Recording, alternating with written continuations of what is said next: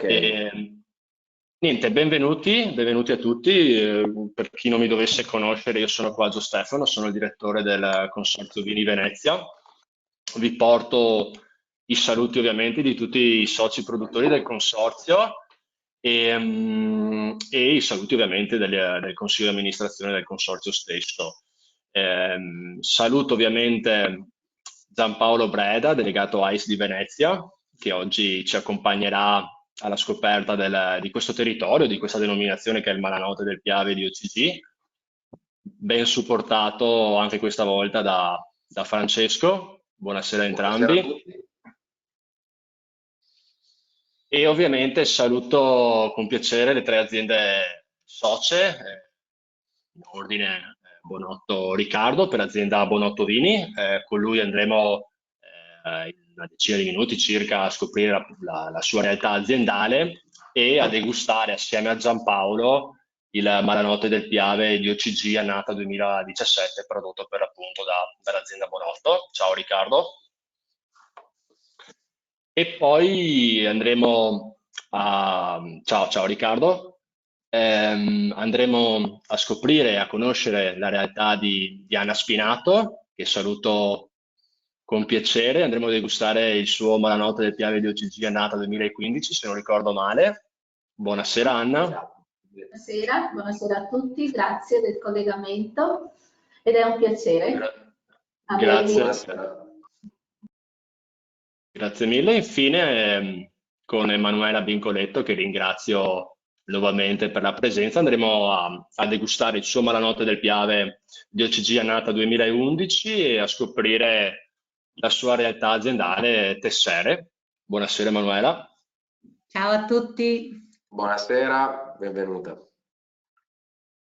Bene, come vi ho accennato attraverso questo ultimo appuntamento, il quinto per l'appunto 5 virtual tasting che il Consorzio Vini Venezia ha organizzato, andremo per l'appunto a scoprire questo vino, come il Malanotte del Piave di OCG, una denominazione che è nata circa una decina d'anni fa, che può essere prodotta, poi Giampaolo e Francesco mi daranno una mano ovviamente, da sole uve raboso raccolte nel territorio storico del Piave, ovvero una zona, un areale che parte a nord dai piedi delle colline del Montello e di Conegliano, scende, quindi percorre il fiume Piave fino ad arrivare alla foce del fiume, per l'appunto a Cortellazzo, siamo in provincia di Venezia, quindi siamo fondamentalmente in un areale abbastanza esteso, ok? Con terreni, climi, soprattutto terreni e sfaccettature diciamo del territorio differenti che spesso e volentieri si riscontrano poi nei vini che vengono prodotti e per l'appunto oggi nel Malanotte del Piave di OCG. Non a caso abbiamo scelto tre aziende che si trovano in tre punti differenti. Partiremo nella zona un po' più a nord, vicino San Polo di Piave, con l'azienda che vi dicevo Bonotto Vini, per poi spostarci verso sud, in una zona un po' più centrale che è quella di Ponte di Piave con Anna Spinato, e infine non siamo arrivati alla foce del fiume, ma siamo già in provincia di Venezia, a Noventa di Piave, con per l'appunto l'azienda Tessere. Cercheremo un attimino di capire quali sono le differenze che magari i terreni possono dare su questo vino. Io non mi voglio dilungare molto, passeremo una sessantina circa di minuti assieme, quindi se vi fa piacere condividete il vostro schermo in maniera tale che il tasting e l'appuntamento sia un po' più piacevole. Lascio la parola a Francesco e a Giampaolo e vi auguro una buona degustazione, una buona serata. Grazie mille Stefano. Allora, buonasera ancora a tutti e benvenuti.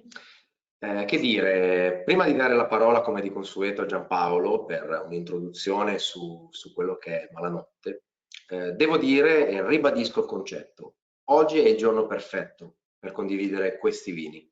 Io come sempre ho assaggiato le bottiglie, anzi, qui ho proprio applicato una procedura un po' più sontuosa. Le ho portate dalla cantina ieri, le ho fatte prendere un po' d'aria, ho cercato un po' di curarmele un po' e le ho assaggiate prima della degustazione e devo dire che è veramente la giornata perfetta per assaggiare vini di così tanta personalità, intensità e con questo frutto forte, intenso e molto molto interessante. Quindi Giampaolo, a te la parola.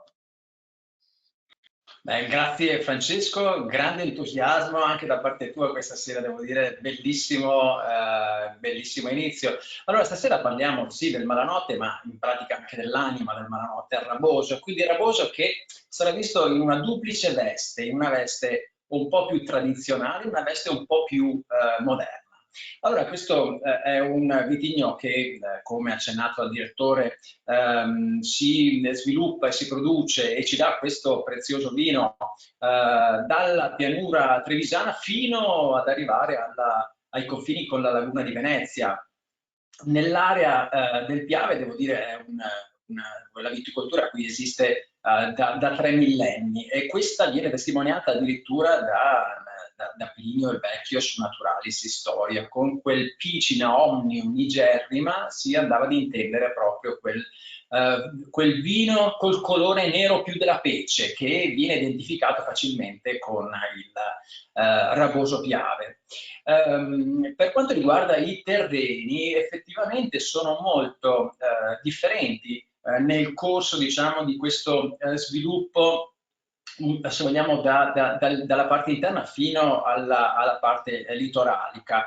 Ed effettivamente è proprio il fiume sacro che crea il distinguo fra le due matrici diverse, se vogliamo, più a nord nell'alta pianura con una matrice più ghiaiosa e nella parte invece più finale con un terreno più argilloso, plasmato in maniera diversa, con degli elementi molto più fini, dei sedimenti più fini portati ovviamente sempre dal Piave.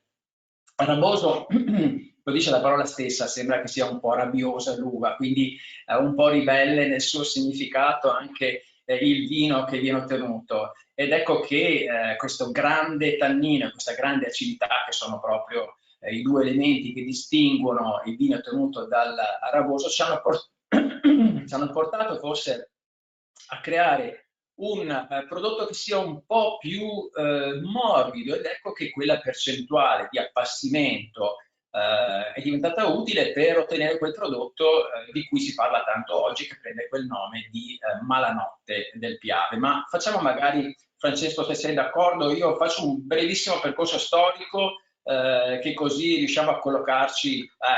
Giampaolo, io desidero che tu lo faccia perché io avevo guardato un po' la storia di questo borgo e ne sono rimasto molto affascinato, quindi mi piacerebbe proprio sentirla da te.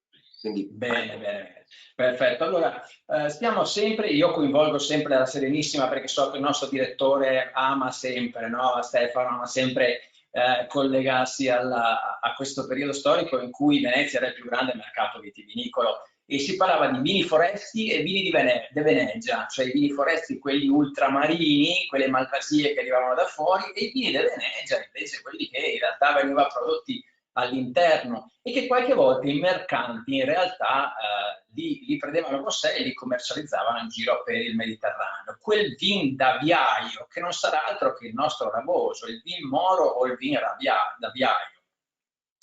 Fatto sta che passato questo periodo di splendore della Serenissima, nel 1797 abbiamo la caduta, no, del Trattato di Campoformio, e devo dire che il Raboso, pur non prendendo più la strada del mare, continuava però ad essere il vino più importante della pianura trevigiana.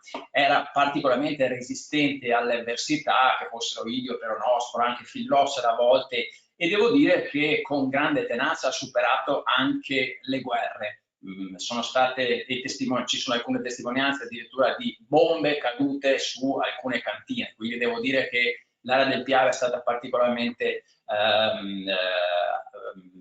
ha subito insomma in maniera importante anche il periodo bellico.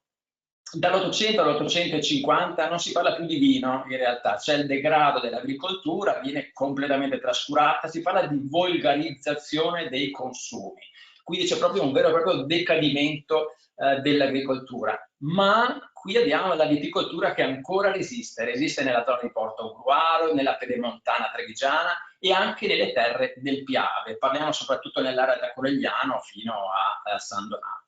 Nel 1890, quindi quasi siamo nel 1900, abbiamo una grande invenzione da parte dei fratelli Bellussi che portano, ecco, questo stravolgimento nei sistemi di allevamento. Si parla di bellussera o raggiera quando si va a prendere in considerazione un sistema di allevamento, io lo definisco monumentale, perché siamo a 2 metri, 2 metri e mezzo da terra, con queste bellussere capaci quindi di superare le nebbie di cui parlavi anche tu, Francesco, no? Quindi le nebbie autunnali, ma anche le gelate primaverili. Quindi siamo in pianura, quindi l'altezza in qualche modo è riuscita a permettere così, attraverso questi sistemi di allevamento, ripeto, del tutto originali, insomma, di bypassare questa difficoltà. Ma siamo nel 1900 e qui è un punto fermo, perché abbiamo l'area a sinistra del Piave in cui abbiamo una produzione di raboso per i 4 quinti.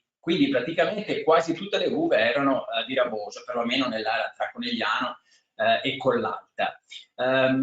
Abbiamo ovviamente il periodo delle guerre, la nascita di alcune sezioni sperimentali di viticoltura, abbiamo ancora un periodo di difficoltà in cui il raboso scompare, soprattutto dal 1950, viene trascurato. Negli anni seguenti invece ecco che sono periodi proprio di grande difficoltà, la cucina tradizionale era... Sì? Scusa, perché venne trascurato in quel periodo, secondo te? Chiaramente abbiamo la seconda guerra mondiale che è il secondo momento di disastro, il secondo flagello che ha devastato le campagne. Ed ecco che la povertà era talmente grande che l'abbinamento con il raboso, che sussisteva ancora perché era fonte energetica, era addirittura con la ciotola con, te la dico in dialetto è questa, è radicio, fasoi e lardo. Ok, quindi il radicchio, fagioli e lardo. Solo il raboso con quell'acidità e con quel tannino riusciva a portare la pulizia del lardo, voglio dire, accompagnato da queste proteine povere, perché chiaramente insomma avevamo questo nella campagna. C'è un momento però, Francesco, che è fondamentale, cioè siamo negli anni 90 e c'è l'intuizione di qualche produttore che capisce che questo è un prodotto veramente complicato, difficile da vendersi, andava bene per la sussistenza, però si deve fare un po' di commercio anche. E quindi ecco che si dà un'importanza alla particolare vocazione dell'appassimento di quest'uva, perché un tempo si faceva soprattutto passito, no? il raboso. Ed ecco che la grande invenzione è stata quella di aggiungere una parte di vino ottenuto dall'appassimento di uve per ammorbidire questi spigoli che arrivavano dal tannino eccessivo da una parte e dall'acidità eccessiva dall'altra. Ed ecco, questa invenzione è stata talmente importante che negli anni seguenti questo prodotto ha trovato veramente il gusto dei consumatori, fino ad arrivare al 2010 in cui il Ministero addirittura è andato a riconoscere la denominazione geografica propria con ovviamente la DOCG. Poi chiaramente c'ha un nome anche interessante, Malanotte, è bellissimo anche questo nome se pensi. Malanotte era una trasmissione storica di Arbore tempo fa, ma in realtà in questo momento, in questo periodo, il Malanotte va a riferirsi ad un borgo che si trova a Tezze di Piave, su cui diciamo si sviluppa il cuore pulsante di questa produzione, ma Malanotte era anche il cognome della famiglia che acquista il borgo. Esatto, che acquista il borgo e che è proprietaria di diversi terreni lì intorno e che è anche proprietaria di alcune navi con cui fa commercio di questo vino, no? Quel vino che diventerà proprio il vin d'aviario, quel vin moro vin d'aviario. Ma vedo che hai studiato però, non mi hai mica colto no, qui. diciamo che sono rimasto comunque affascinato un po' dalla storia, d'altra parte mi nutro di queste cose, quindi mi piaceva molto tutto questo racconto e devo dire che come sempre l'hai raccontato bene, hai fatto fare un bel viaggio un po' anche nella storia. Tra l'altro una delle cose che condivido molto, che alla fine ho anch'io un po' appreso negli anni, è che quando il vino diventa un alimento significa che i tempi sono duri, di fatto. perché comunque è un prodotto che ha una sua elite. Quando è solo un alimento è perché si sta male. Ma comunque direi che a questo punto possiamo chiamare Riccardo Bonotto di Bonotto Vini. Diamo il benvenuto e grazie per essere qui. E ti cederei la parola per raccontarci la tua realtà. Prego. Grazie mille. Beh, parto con ringraziare il Consorzio e l'AIST per l'organizzazione dell'evento e ringrazio Francesco Pagani, che conosco piacevolmente stasera, che ha fatto una bellissima presentazione, e anche ovviamente Giampaolo Breda e Stefano Quaggio, che hanno presentato l'evento e la parte storica del Raboso, e tutti i partecipanti, ovviamente. La nostra è un'azienda a conduzione familiare situata a San Polo di Piave, a Rai, che è una frazione dove sorge la torre di Rai, che è una torre storica che contraddistingue la nostra zona, nelle gravi del fiume del Piave. L'azienda parte a fine del 1800 con il capostipite, che era il mio bisnonno Giuseppe, per poi passare a altre 3 generazioni, mio nonno Vincenzo, mio papà Giorgio, e alla fine io, che sono l'ultima parte di queste 4 generazioni. Come diceva Giampaolo prima, era un vinaviario, e infatti già il mio bisnonno e il mio nonno trasportavano nei tini il vino Raboso a Venezia, che era l'unico vino che poteva mantenersi nei viaggi, perché con l'acidità e la tannicità che aveva ben marcati poteva sopportare anche dei viaggi lunghi per i commercianti veneziani. Come azienda noi produciamo, vinifichiamo e commercializziamo direttamente tutto quanto. La nostra è un'azienda agricola, una piccola azienda artigiana, e quindi noi seguiamo dall'inizio alla fine tutti i processi. È tutta farina nel nostro sacco. Quello che degusterete stasera è il nostro debutto dal punto di vista del Malanotte, ed è la prima annata, il 2017. La zona di produzione è la stessa della nostra azienda, quindi Rai di San Polo, a pochi passi dal Borgo Malanotte che avete introdotto prima, e i terreni, come diceva prima Giampaolo, sono di antica origine, perché derivano da uno sblocco delle vallate alpine quasi 11.000 anni fa, quindi sono caratterizzato da sedimenti ghiaiosi con un alto tasso di carbonati. Perché la nostra parte è l'alta pianura, mentre andando verso delle aziende dei miei colleghi, andando verso più basso, i terreni tendono a cambiare, ci sono terreni più argillosi, insomma, in base all'epoca in cui si sono formati e alla della loro derivazione. Il metodo di coltivazione è il sistema a raggi, è il sistema Bellussi, conosciuto come Bellussi. È impiegato in tutta la provincia, e non solo, per la sua produttività, perché una volta con questa impalcatura in alto producevano l'uva, mentre sotto facevano pascolare il bestiame, facevano l'orto, quindi c'erano diversi, era un ecosistema molto più ampio rispetto alla sola vite. Il sesto di impianto è 3,30 m tra palo e palo in lunghezza della pianta e 7 metri tra palo e palo in larghezza, con 4 viti per ogni palo che corrono lungo i fili di ferro da 3 mm di spessore, praticamente salgono e poi si diramano correndo lungo i fili, formando quasi una campata di una cattedrale, perché vista da sopra i fili che si incrociano danno proprio l'impressione di essere sotto una navata di una chiesa.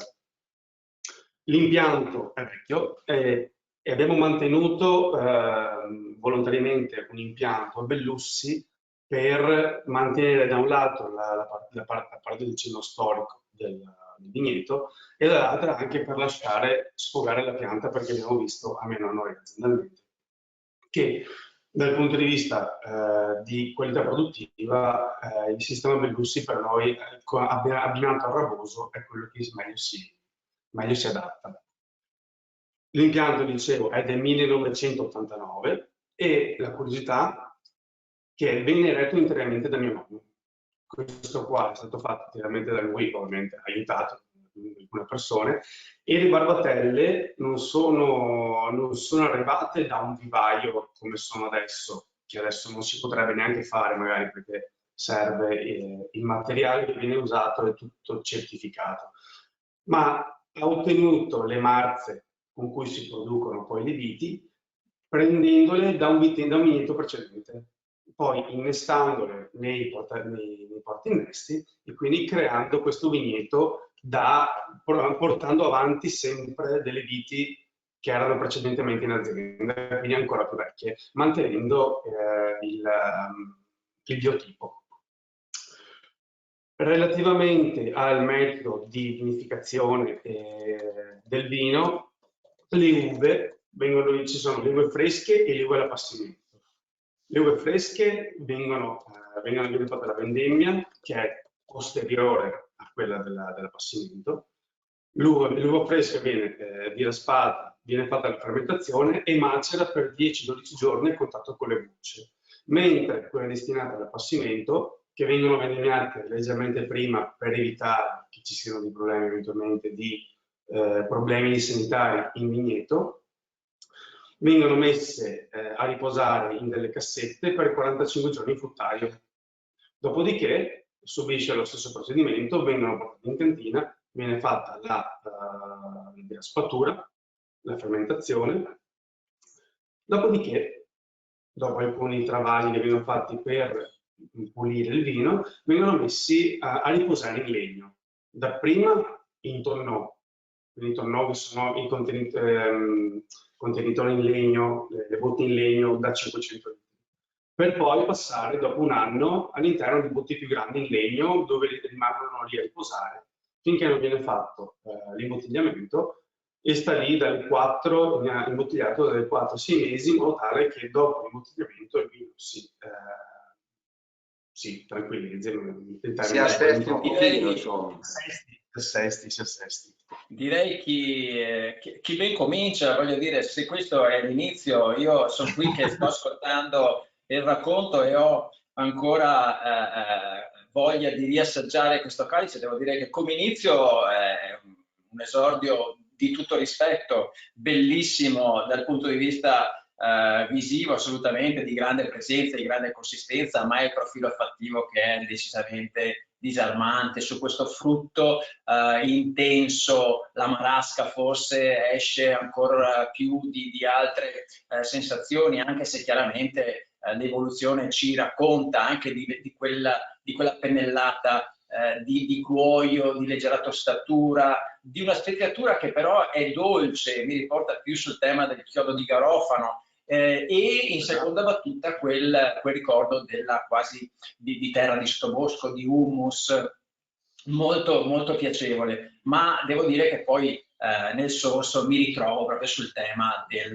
ramoso, perché questa grande acidità dimostra il territorio, l'identità territoriale, un tannino presente ma che comunque si fonde bene nell'insieme, cioè il sorso ha una perfetta sincronia, una perfetta forma, un perfetto equilibrio. L'unica riflessione che mi viene da fare è sul potenziale evolutivo, cioè è ancora, nonostante sia la prima annata, quindi purtroppo a ritroso non si poteva andare, ma qui aspettare si può tranquillamente ancora senza problemi. Quindi devo dire che mi ritrovo molto sul tema del ramoso Piave e soprattutto su questa interpretazione un po' più, se vogliamo, facile, un po' più internazionale, ma soprattutto con questo conredo aromatico tra la speziatura, ripeto, dolce, il cuoio, la tostatura e la marasca. Devo dire è un insieme di piacere che si completa anche poi con il sorso e quindi con l'aroma di bocca, quindi con la chiusura di questo profilo olfattivo. Quindi complimenti davvero, complimenti davvero. Grazie mille. Beh, allora direi di fare un brindisi. Assolutamente. Io ho già assaggiato, ammetto, però a me ne è rimasto proprio poco, guarda, ne è rimasto proprio poco. Beh, puoi sempre fare un piccolo refill su via. Ho solo una bottiglia, effettivamente ho solo una bottiglia. Okay. Beh, sono d'accordo sul tema dell'evoluzione, è un vino sicuramente che ha spalle, ha fisico per poter durare nel tempo e assaggiando tutti quanti i vini sono rimasto molto incuriosito proprio dal potenziale evolutivo, quindi di poter riassaggiare queste bottiglie con degli anni alle spalle, perché la complessità aumenta, l'equilibrio arriva a essere veramente molto più alto, quindi è molto molto interessante, un bellissimo inizio, devo dire, un bel inizio proprio in linea. Queste tipologie di vini qui dovrebbe essere quasi difficile berli, l'appassimento comunque gli dà una sua rotondità, dovrebbe essere quasi difficile berli dopo i 3 anni, dopo i 4 anni, perché appunto c'è tutto il proseguo dopo 5-6 anni che il tannino si condensa, che comunque si amalgama ancora meglio e che si sviluppa in una maniera che dopo i 5-6 anni, 7 anche, entra proprio nel vivo della sua maturità. In una fase di maggiore equilibrio. Allora Riccardo, io ti ringrazio moltissimo e a questo punto cedo la parola alla signora Anna Spinato per raccontarci la sua azienda. In questo momento non la vedo, ora la rivedo collegata. Benvenuta, buonasera. Grazie anche a voi. Prego, a lei la parola. Grazie anche a voi, mi associo appunto ai ringraziamenti del mio collega precedente. Anna Spinato, azienda vinicola di Ponte di Piave. L'azienda è stata fondata dal papà negli anni 50, papà Pietro. Ora con me nella direzione dell'azienda lavora anche mio figlio Roberto, ormai da 10 anni, quindi ha già una buona esperienza perché il testimone pian pianino possa passare anche a Roberto. Parlo di Ponte di Piave perché l'azienda esiste appunto, come dicevo, dal 1950, siamo a circa 500-600 metri dall'alveo del fiume Piave e quindi sentiamo sicuramente l'influenza e i benefici di questo fiume, sia nella produzione e coltivazione delle viti. Andando nello specifico dell'uva raboso, noi coltiviamo queste piante proprio lungo l'alveo del fiume Piave, quindi anche qui terreno ghiaioso, argilloso. La ventilazione del Piave, dell'acqua del fiume Piave, crea anche un microclima molto adatto alla coltivazione di queste uve. Il raboso è stato probabilmente, voglio dire anche con una punta di orgoglio, l'emblema della nostra azienda. Il papà, al termine della seconda guerra mondiale, si è inventato anche il commercio dei vini, non solo la produzione, e andava a vendere il nostro raboso ai baccari a Venezia. Quindi il suo primo commercio che esce dal paese e dalla provincia di Treviso è Venezia. Quindi posso dire con orgoglio che ho nell'archivio circa un centinaio di osterie che allora acquistavano il nostro raboso. Quindi per me è stata una continuità produrre il raboso. Quando andiamo a vendere nei mercati anche all'estero, noi esportiamo circa l'80% della nostra produzione. La prima cosa di cui io parlo è il raboso e lo voglio spiegare e lo voglio far capire emozionandoli, perché questo è un modo per creare valore al nostro territorio. Anche noi come coltivazione del raboso ci crediamo, quindi i nostri vigneti nel rispetto della coltivazione sono lungo il fiume Piave, da Ponte di Piave fino a Saletto, quindi ci sono diversi ettari, di cui una parte destiniamo alla produzione del raboso IGT, quello tipico che non fa legno, e una parte lo destiniamo alla produzione del malanotte. La vinificazione avviene a tarda, la vendemmia, la vinificazione con raccolta a mano a fine ottobre e una parte per la produzione del passito e una parte per l'affinamento in botte del raboso in modo da ottenere delle ottime annate anche di Malanotte. Cosa posso dire?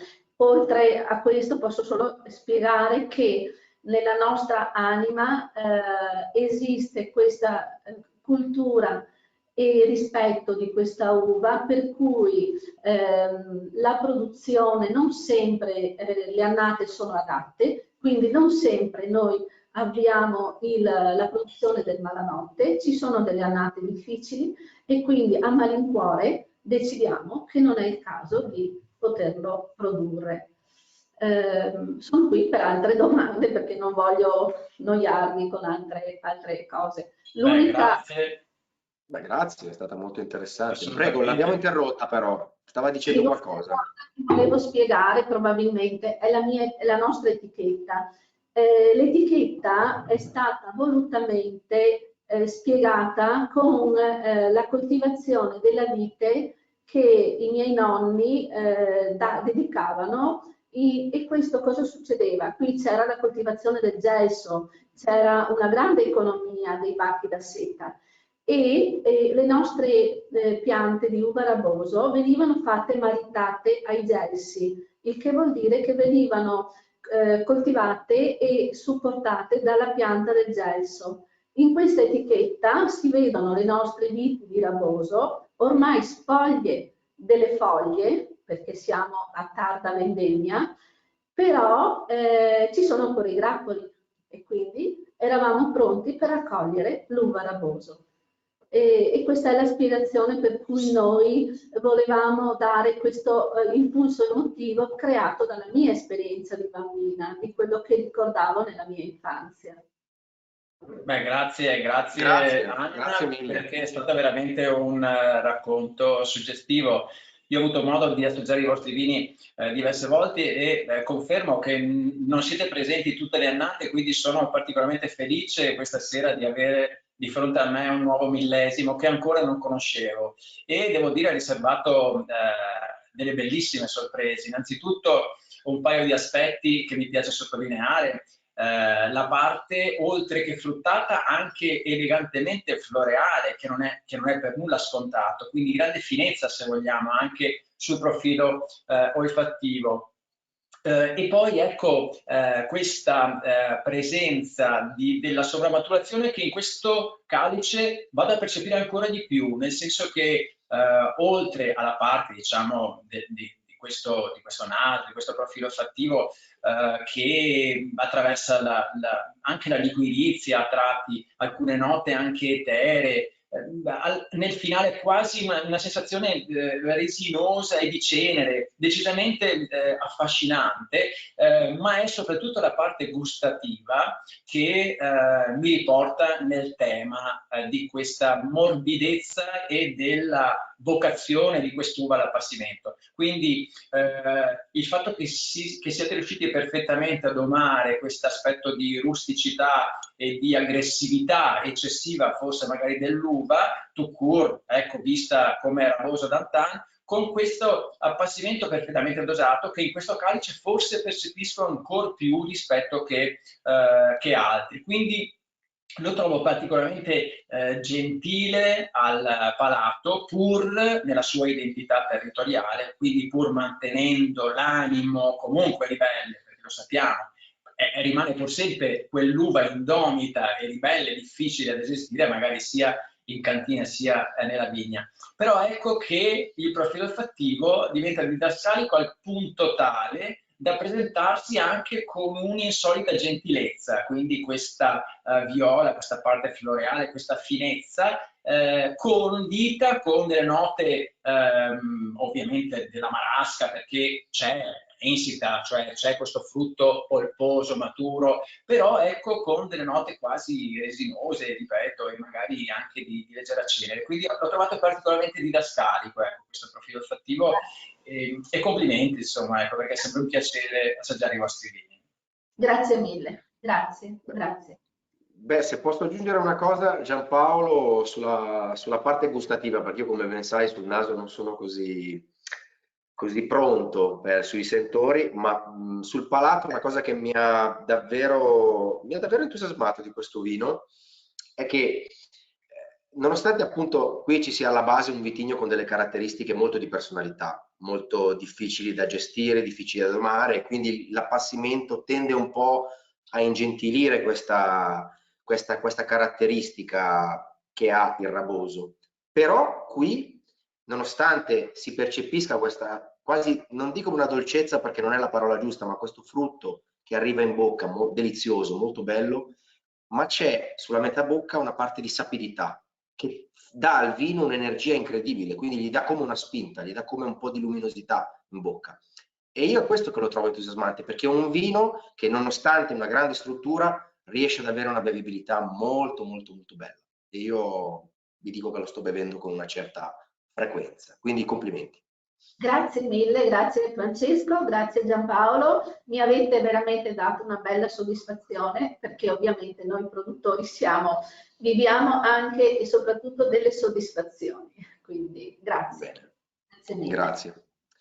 Bene, allora a questo punto ringrazio Anna Spinato per la storia, per l'azienda, per il vino, per tutto quanto e do la parola a Emanuela dell'azienda Tesseré. Diamo il benvenuto, ecco qui è arrivata la webcam. Bene, buonasera, ribenvenuta. Ciao, ciao a tutti e un saluto a tutti quanti, ai colleghi, agli ospiti e ai professionisti.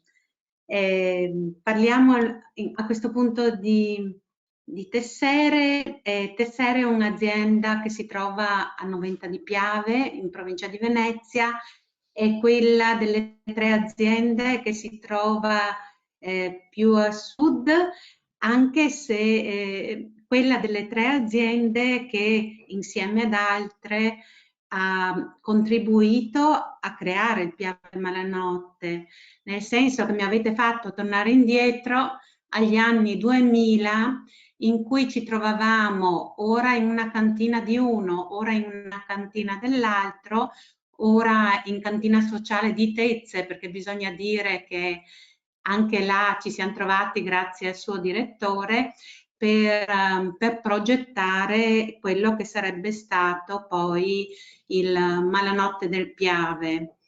Mi ha emozionato questo perché come parecchi di voi sanno, Tessere ha scelto di coniugare il raboso nelle sue diverse versioni che vanno da un raboso più tradizionale appunto al Piave Malanotte, che passa attraverso un metodo classico di raboso e anche attraverso la storia del passito di raboso, che è una componente fondamentale del Piave Malanotte. Volevo ribadire il fatto che la scelta allora è stata fatta da noi produttori pensando a un raboso che potesse essere appetibile anche per chi non era in grado allora di apprezzare direttamente, perché troppo ostico, un raboso in versione tradizionale.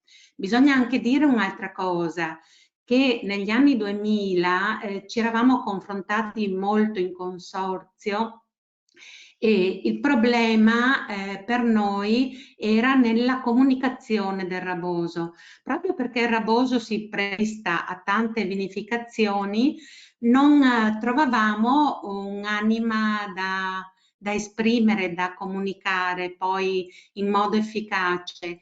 E il Piave Malanotte ci ha fatto ritrovare insieme intorno a quest'idea di raboso un poco più semplice, permettetemi, sotto un certo punto di vista anche un poco più ruffiano rispetto all'anima del raboso.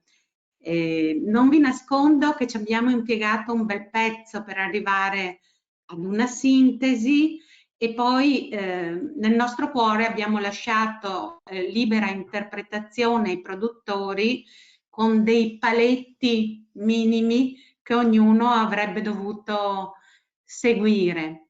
Quindi torno a Tessere e dico che noi in questa interpretazione abbiamo sempre voluto mantenere una delle anime del raboso, che è proprio quella dell'acidità. Abbiamo voluto proprio che ci fosse, per distinguerlo da altri vini che in questo tipo di composizione potevano essere simili. Quindi nei nostri Piave Malanotte, qua arrivo nello specifico, troverete sì la dolcezza data dall'appassimento, ma anche l'acidità del raboso che vogliamo che resti. Alla fine quello che si dovrebbe ottenere dovrebbe essere un potenziale equilibrio, se equilibrio si può parlare per un raboso, di dolcezza e acidità. Per questo il nostro raboso, quello che state degustando, ha un minimo di appassimento che nel disciplinare è il 15%. Se volete poi continuiamo a parlare insieme. Allora, noi non siamo usciti, volevo dire che la DOCG l'abbiamo ottenuta nel 2010, ma è stata retroattiva, nel senso che siamo partiti con l'annata 2008. Noi in azienda, siccome coi ragionamenti col consorzio eravamo partiti molti anni prima, avevamo le basi di quello che avevamo chiamato all'inizio il raboso Piave superiore, e quindi avevamo tutte le annate potenziali per il Malanotte dal 2006, e poi appunto a livello nazionale ci hanno concesso solo la retroattività dell'annata 2008. Annata 2008 che fra l'altro noi come Tessere non abbiamo imbottigliato perché era stata un'annata particolarmente difficile in vigneto, e secondo noi i rabosi di quell'anno non sarebbero stati adatti per ottenere un primo Piave Malanotte. Quindi la nostra prima annata è il 2009, ufficiale. Quella che assaggiamo stasera è un 2011 ed è l'annata che abbiamo attualmente in commercio. Ma addirittura 10 anni. Sì, sì, 10 anni, 10 anni. Infatti ascoltavo, infatti con piacere Emanuela, che saluto, e credo che l'ultima volta ci siamo lasciati con uno spumante di fermentazione in bottiglia di raboso, quindi insomma la ringrazio anche per tutto il sostegno che ha dato al mondo raboso, perché insomma sappiamo che non sempre è facile, ecco, sostenere dei prodotti che risultano un po' più complicati e difficili a volte. Allora, 10 anni abbiamo alle spalle. Tu dici, diamo un po' per scontato questa morbidezza, questa parte un po' ruffiana, morbida. In realtà io trovo un mondo decisamente complesso in questo calice. Beh, innanzitutto chiaramente c'è un colore che dopo 10 anni vira su tonalità un po' più granato, ma con grande orgoglio, nel senso che questo violaceo va bene per 3, 4, 5 anni, ma insomma diciamo orgogliosamente granato, mentre è la parte del profilo olfattivo che ti spiazza un po', perché ti porta su una speziatura già un po' più piccante. Il ricordo è di un frutto quasi sottospirito e con delle note che richiamano anche la china, il rabarbaro, la liquirizia. E qui trovo ancora più che nel precedente, per ricollegarmi a Francesco, una nota minerale di grafite, proprio una sensazione quasi graffiante. In seconda battuta c'è quella sensazione leggermente animale che ci ricorda il cuoio, molto come dire, maschile, se vogliamo, se così si può dire a volte di un vino. L'ho assaggiato e devo dire invece che la parte gustativa mi riporta nell'animo, che avevo quasi dimenticato, no? Perché l'evoluzione mi aveva aperto alcuni spiragli che da tempo magari non toccavo, ecco, come profilo olfattivo, mentre il sorso mi ha riportato nel DNA del raboso e mi sono ritrovato con quell'acidità ma soprattutto con quel tannino che avevo quasi dimenticato nei primi 2 campioni. Quindi quel tannino che mi aspettavo quasi più territoriale nelle altre aree, più che nelle zone un pochettino magari più, se vogliamo, litorali, che invece in realtà è una bella terra da scoprire, da valorizzare, insomma, da leggere all'interno del calcio, credo, la tua, e troppo spesso magari viene così sottovalutata. In realtà al palato esordisce con un tannino vigoroso, con dei terziari che comunque ritornano e vanno ad arricchire la parte olfattiva, addirittura con dei ricordi di arancia sanguinella, delle sensazioni di liquidizia e allo stesso tempo di arancia. Quindi devo dire qualcosa che mi ha fatto un po' così risvegliare da quello che poteva essere un potenziale di Malanotte in evoluzione. Qui abbiamo i 10 anni, devo dire la maturità, anche se non ha paura questo calice di rimanere ancora un pochettino lì. Devo dire veramente territoriale, complimenti ancora per il vino e anche per l'impegno che metti sempre, insomma, nel sostegno di questi grandi progetti. Beh, Sì, comunque... quello che non ho detto prima, no, mi scuso. No, prego. Sì, è che io lo do per scontato, ma non è scontato, è che da parecchi anni stiamo lavorando sui lieviti indigeni e quindi il piede viene fatto con le uve Raboso nostre e non usiamo lieviti industriali. E per questo si esprime quella parte che Giampaolo ricorda bene, che io esprimevo nelle degustazioni che hanno fatto da noi come il balsamico iodato che viene proprio dalle nostre argille, dal nostro territorio, e che risente in qualche modo sia delle argille sia della distanza dal mare, che è circa di un 20 chilometri. Quindi il territorio è preponderante, diciamo, in questo vino e lo accompagna durante la sua evoluzione.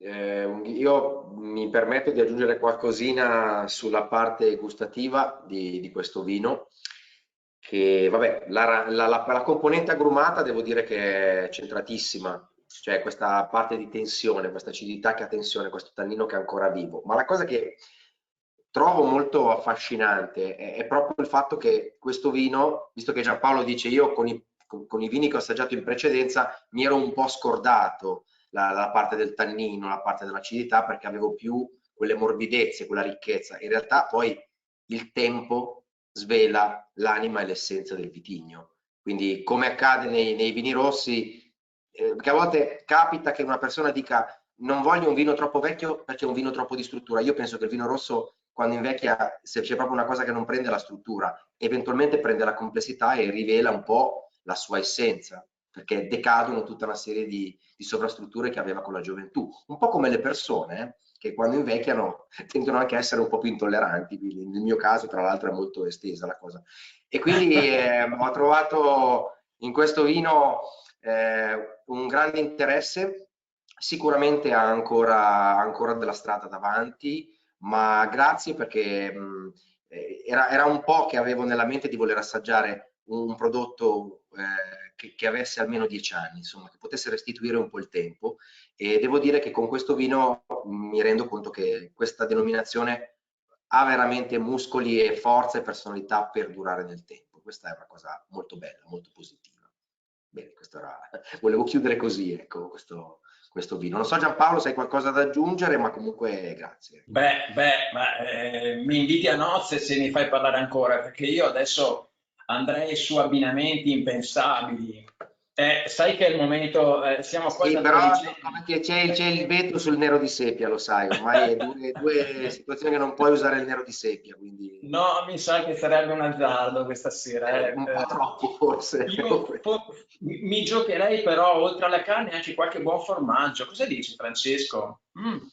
Ma sì, magari non troppo spinto, perché avrei paura che il tannino gli crea una parte un po' amaricante, però sì, sicuramente qualche bel formaggio. Ma perché questo è un vino cioè questi vini sono vini che hanno bisogno di cioè ci bisogna dedicarsi un po' di tempo, bisogna assaggiarli con molta calma. E io sinceramente ho visto, leggendo anche un po' le schede dei vini, perché poi ammetto io ho letto anche le schede dei vini proprio perché non conosco così bene la denominazione, che è anche consigliato l'abbinamento per esempio con l'anguilla, quindi con un pesce di grassezza. Mi confermate che è un qualcosa che funziona, perché quello è un abbinamento che mi intriga molto, pensare un vino del genere con un'anguilla. Sai, l'anguilla non è che sia un pesce proprio così leggero e scontato, quindi No. magari cucinato in un letto di braci e ha la sua grassezza, il suo perché, quindi qui abbiamo qualcosa che sgrassa bene, quindi credo che possiamo tornare a quel lardo famoso, no, nel periodo della carestia. Esatto. Quindi Esatto, C'è una ricetta tradizionale che è bisatti in umido con Iamoi. Ecco. Non so se Francesco Pagani No, io conosce. non ho capito, ma vorrei che diciamo la traduzione. Vuol dire anguilla in umido con le susine, per modo di dire, crude. Selvatiche. Selvatiche crude, e c'è l'agrodolce. C'è l'agrodolce, il Allora è dolce. una ricetta medievale sicuramente, perché là mangiavano spesso agrodolce. È una ricetta molto antica questa, se ci stava la frutta insieme. È della nostra zona e allora da me non viene più fatta perché non oso ammazzare l'anguilla, tagliare l'anguilla in pezzi, però se posso la mangio dai ristoratori dell'Ivenza che la fanno molto bene. E poi molto interessante. mia nonna, quel lardo lo chiamava zozzoi in dialetto. Scusate se Era la parola del lardo. Certo, sì, certo. I ciccioli.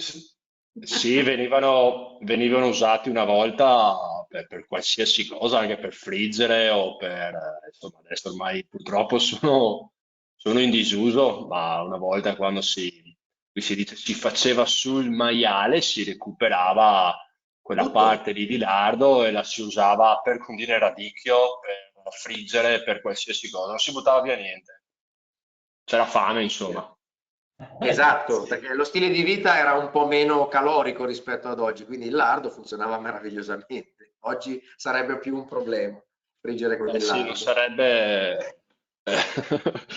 sarebbe un po' complicato abbinarlo no, ma No, utilizzarlo, ma esatto. ci sono certe cucine che lo utilizzano, soprattutto, ma non solo da noi, penso un po' in tutta Italia, la parte del Certo. maiale ha sempre grandi sapori per i piatti, fondamentalmente. Beh, da nord a sud il maiale è onnipresente nella tradizione italiana, nella cucina, e quindi da sempre il maiale ha fornito sia il piatto principale che il grasso di cottura.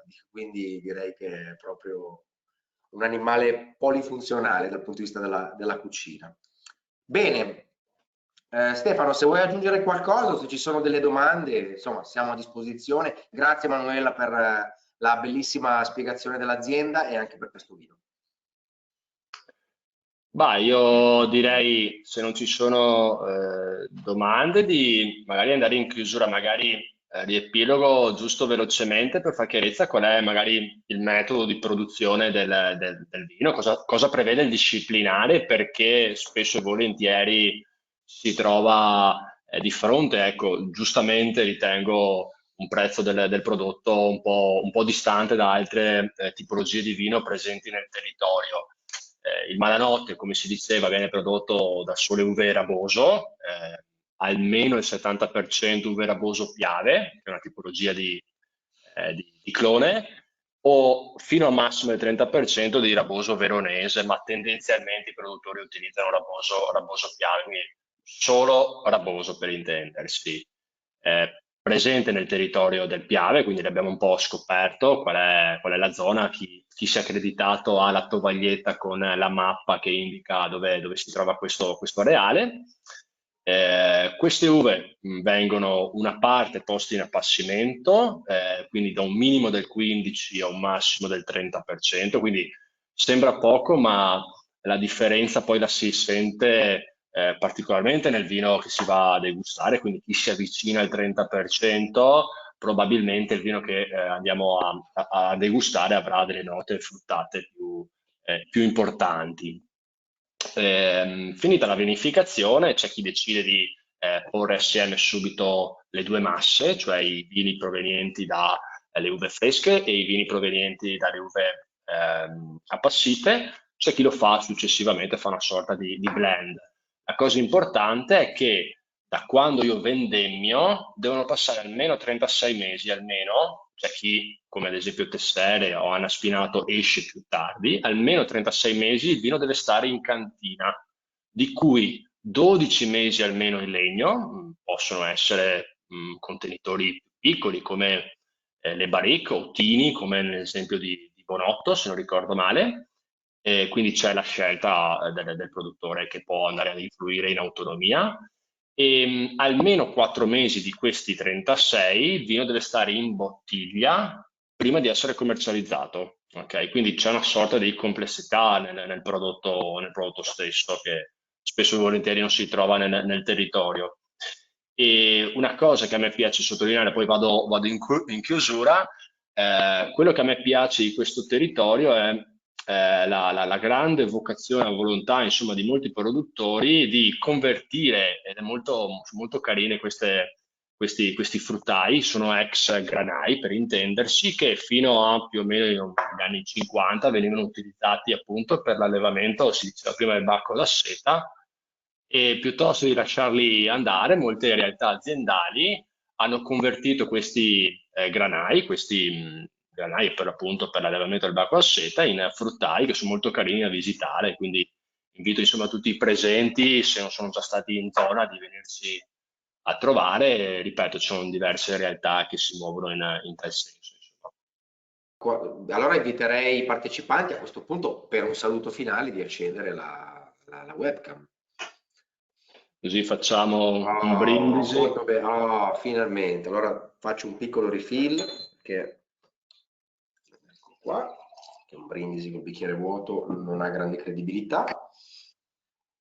Io vi saluto e così insomma vi ringrazio nuovamente, ringrazio intanto le aziende, Bonotto Vini, Tessere e Anna Spinato per la presenza, per il racconto. Speriamo insomma di avervi dato a voi accreditati insomma qualche spunto sul Raboso e sul Malanotte, e visto che è l'ultimo appuntamento ringrazio particolarmente Francesco, Grazie che a voi. invito di venirci a trovare magari prossimamente, e Giampaolo per il supporto in questi 5 appuntamenti, e Cin Cin, e grazie ancora.